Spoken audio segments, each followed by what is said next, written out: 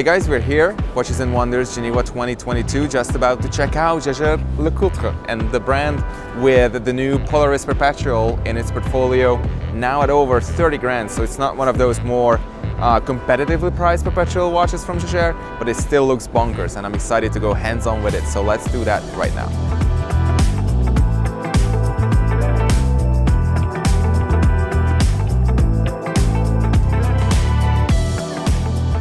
And here we are inside Jaeger-LeCoultre and checking out the Polaris as promised in perpetual calendar mode. The first time it happens to the Polaris in this modern iteration. It looks insanely cool with this blue gradient lacquer dial. I love it for that. Legibility remains pretty good, which is what you would expect from Jaeger. It's a caliber 868, just rolls off the tongue like that, with an extended 70-hour power reserve, as it should be these days, with a 4 Hz operating frequency, which is pretty cool. I think that's a good combination like that.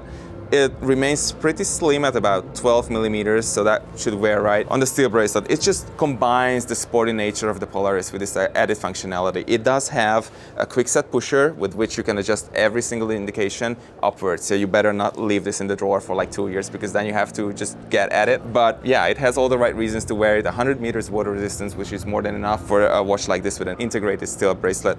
I've always liked this bracelet from Jaeger. It should be pretty comfy. You know, the lug to lug is just moderate.